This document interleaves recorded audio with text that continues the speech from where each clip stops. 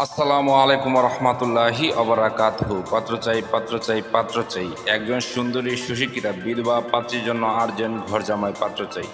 প্রিয় ভাই, ভিডিওটি স্কিপ না করে পুরো ভিডিওটি দেখে তারপর আমাদের সাথে যোগাযোগ করবেন। আর আমাদের এই ছোট্ট ইউটিউব চ্যানেলটি সাবস্ক্রাইব করতে ভুলবেন না। প্রিয় ভাই, প্রথমে শুনুন পাত্রীর কিছু সংক্ষিপ্ত বিবরণ। পাত্রীর নাম পরে বলা হবে। পাত্রীর বয়স 37 চলমান। পাত্রীর উচ্চতা 5 ফুট 3 ইঞ্চি। পাত্রীর গায়ের রং উজ্জ্বল ফর্সা। পাত্রীর ওজন 65 কেজি। পাত্রীর রক্তের গ্রুপ এ পজিটিভ। পাত্রী দেখতে বেশ সুন্দরী, আলহামদুলিল্লাহ দেখার মতো। পাত্রীর ধর্ম ইসলাম। পাত্রী একজন মুসলিমা। পাত্রী নিয়মিত 5 ওয়াক্ত নামাজ আদায় করেন এবং হেজাবি। পাত্রীর জাতীয়তা বাংলাদেশি। পাত্রীর শিক্ষাগত যোগ্যতা ইন্টার পাস। পাত্রীর পেশা সরকারি চাকরিজীবী। পাত্রীর বৈবাহিক অবস্থা বিধবা। পাত্রী বিধবা ঠিক, তবে পাত্রীর একটি ছেলে আছে।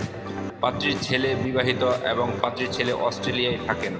পাত্রীর শারীরিক ও মানসিকভাবে সম্পূর্ণ সুস্থ। পাত্রীর শরীরে কোনো রোগ নেই, আলহামদুলিল্লাহ।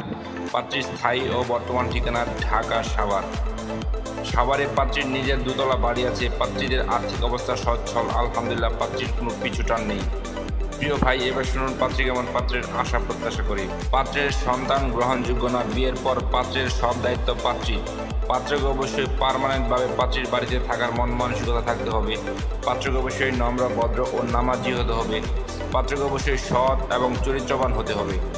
পাত্রকে অবশ্যই একটু স্মার্ট ও হ্যান্ডসাম হতে হবে। পাত্রের বয়স 40 থেকে 50 এর মধ্যে হতে হবে। পাত্রের উচ্চতা মিনিমাম 5 ফুট 6 ইঞ্চি হতে হবে। পাত্র ঢাকা সাভারের ভিতরে হলে ভালো হয়, আর তাছাড়া যে কোনো জেলার পাত্র গ্রহণযোগ্য। পাত্র যে কোনো চাকরিজীবী অথবা ভালো কোনো ব্যবসায়ী হলে ভালো হয়।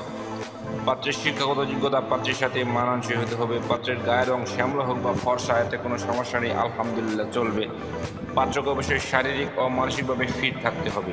প্রিয় ভাই, এতক্ষণ তো এই সুন্দরী সুশিক্ষিতা বিধবা পাত্রীর পুরো ডিটেলস আপনাদের সামনে উপস্থাপনা করলাম। এবার যারা এই সুন্দরী সুশিক্ষিতা বিধবা পাত্রীকে বিয়ে করতে আগ্রহী বা ইচ্ছুক, তারাই আমাদের সাথে যোগাযোগ করুন। আমাদের সাথে যোগাযোগ করার জন্য একটি ইমেল অ্যাড্রেস, একটি ফোন নাম্বার দিলাম।